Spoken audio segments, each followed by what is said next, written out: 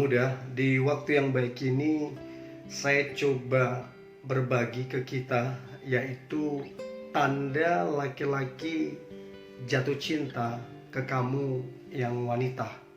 Dan saya berharap apa yang coba saya share ini membantu kamu para wanita untuk jadi peka. Mana tahu dia adalah jodohmu yang dipersiapkan Tuhan untuk kamu, ya. Nah, sebenarnya tanda seseorang jatuh cinta itu bisa dipelajari, bisa diketahui, hanya kadang kita tidak peka untuk menilai bahwa orang tersebut lagi suka atau mencintai kita. Nah, kurangnya kepekaan kita, kurangnya ketajaman kita berakibat yang saya dapati begini. 10 tahun kemudian, ya 10 tahun kemudian baru si cewek ini menyadari bahwa ternyata cowok itu dulu zamannya kuliah udah suka, udah cinta sama dia. Namun dia nggak tahu, dia nggak peka.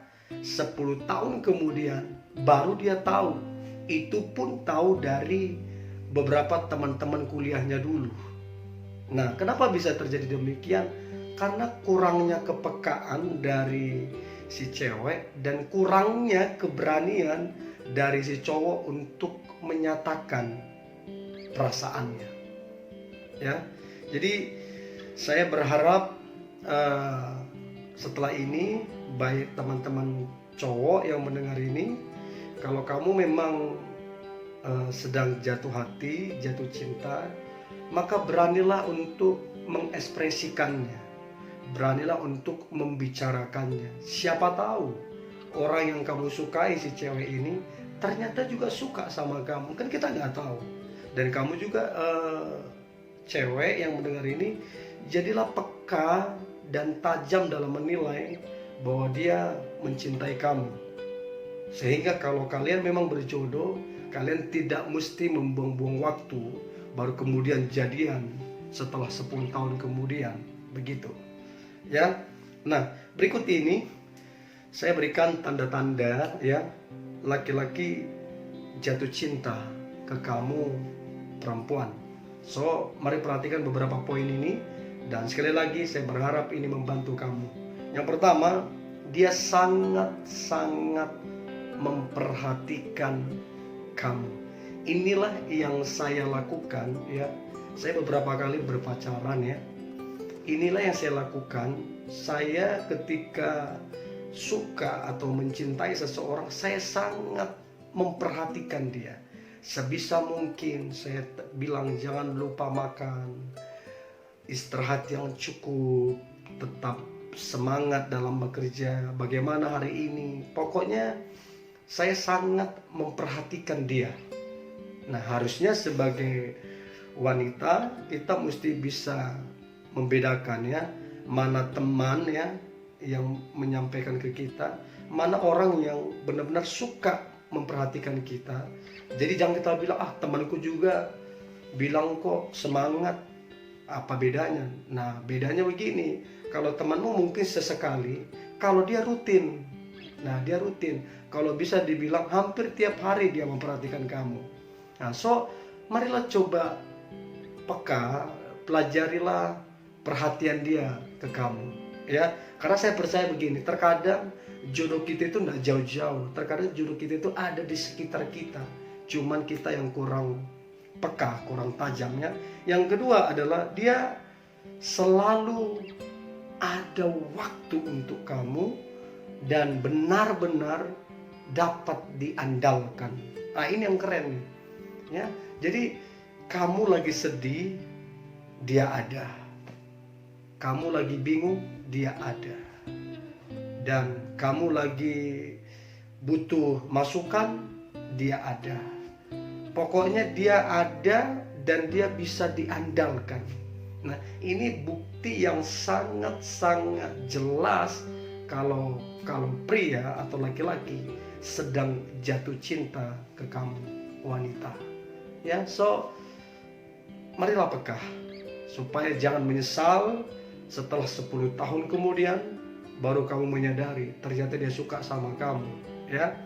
Kemudian yang ketiga adalah dia memuji, memuja, mendukung dan memberimu semangat, ya. Jadi laki-laki yang suka memuji, memuji dalam arti di sini bukan menggombal, ya. Artinya memuji itu contoh kalau di kantor kamu berprestasi dia puji, ya. Terus kalau kamu mungkin berolahraga dia puji karena untuk kesehatan, ya. Apa saja yang positif kamu lakukan dia puji, bukan menggombal, ya. Kalau menggombal lain cerita. Ini memuji, memuja dan memberi kamu semangat. Nah, harusnya yang begini-begini teman-teman wanita udah bisa harusnya peka, udah bisa harusnya tahu bahwa ternyata orang ini berbeda dari kebanyakan orang. Orang ini sangat menonjol, sangat tampil sekali gitu loh. Nah, kadang kita tidak peka, kita tidak tajam karena apa ya, mungkin ada juga yang lain memberikan perhatian, mungkin kamu juga sedang menaruh perhatian ke orang lain, sehingga kamu nggak tahu kalau orang dekat dengan kamu sedang memperhatikan kamu. Nah, mari belajar peka, ya. Yang keempat, dia tidak bisa melihat kamu bersedih, ya. Begitu kamu sedih, dia langsung gerak cepat. Pokoknya dia langsung sigap. Bagaimana kamu tidak berlarut-larut dalam kesedihan, bagaimana kamu cepat pulih, cepat bangkit kembali. Nah, dia langsung sigap. Ini tanda yang sangat jelas bahwa dia sungguh mencintai kamu sebagai orang yang dia sayangi. Ya, dia nggak bisa melihat kamu bersedih. Saya nggak tahu adakah orang seperti itu yang sedang melakukannya untukmu. Kalau ada, coba pelajari, amati. Nah, kemudian ini yang kita mesti tahu, yang kelima adalah, karena ini yang kelima ini tidak semua orang melakukannya untukmu. Tidak semua orang, mungkin ada yang melakukannya, tapi mungkin cuma sesekali. Tapi kalau dia, yang kelima ini adalah dia rela berkorban untukmu. Dan dia kalau berkorban tidak hitung-hitungan.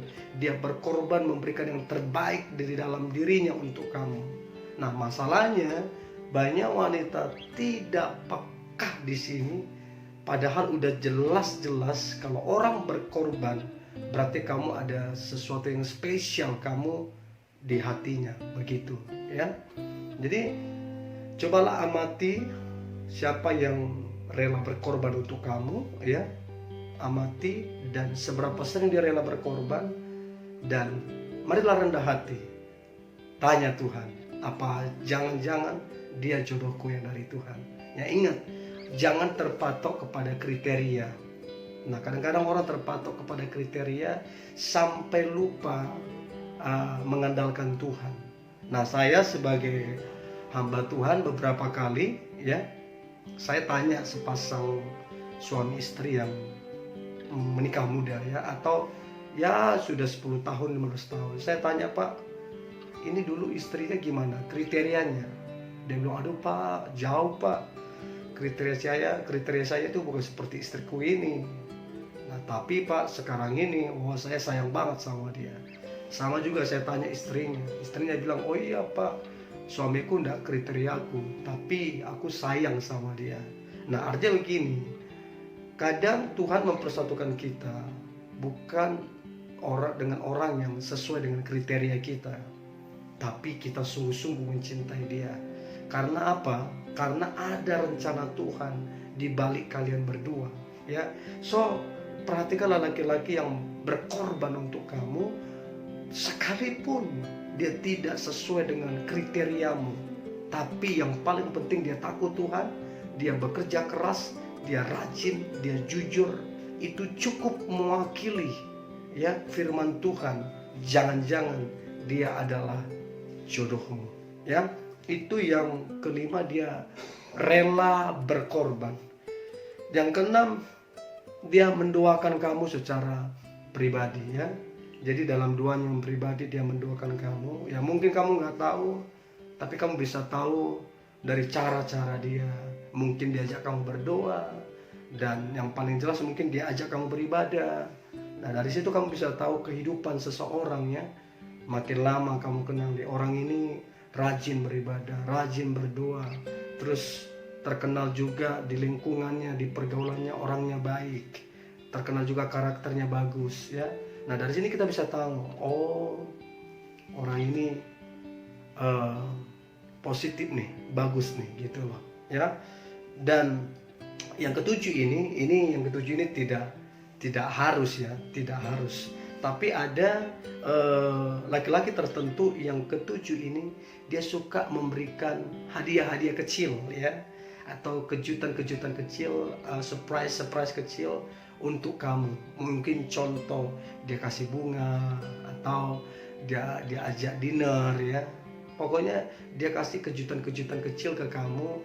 Gunanya adalah untuk membahagiakan kamunya.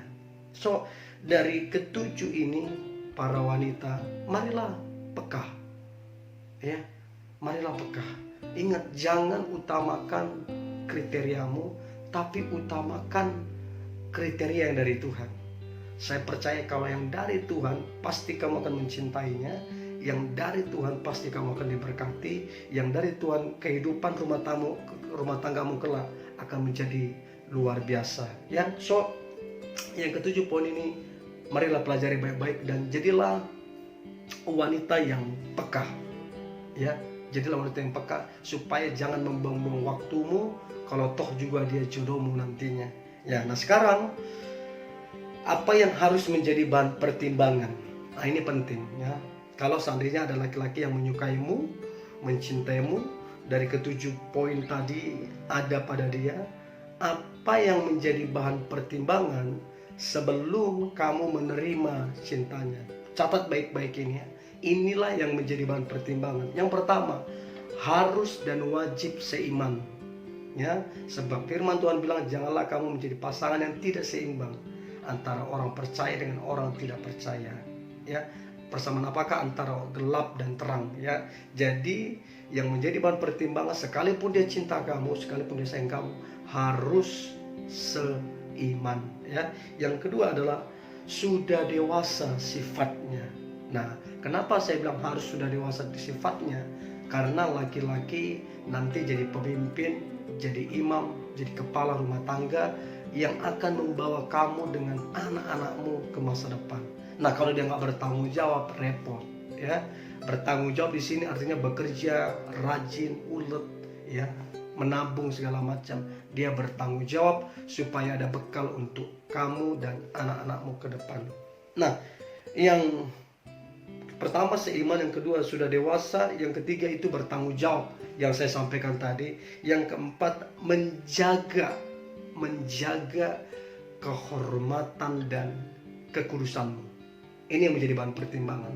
Sekalipun dia cinta sama kamu, kalau dia berusaha tidak menjaga kekudusan dan kehormatanmu, itu sangat-sangat tidak dianjurkan untuk kamu jalin hubungan atau berpacaran dengan dia, karena akan membahayakan dan merusak kehidupan. Tidak dianjurkan ya. Yang kelima adalah sebagai bahan pertimbangan adalah dia memiliki visi dan perencanaan yang jelas ya. Kenapa saya bilang dia mesti memiliki visi dan perencanaan? Sebab kalau ada visi, dia akan membawa kamu dan anak-anakmu ke masa depan sesuai dengan rencana Tuhan. Nah, di sini maksudnya saya perencanaan itu adalah ketika kamu tanya bagaimana, kemana kita, dia langsung tahu, bisa menjawab.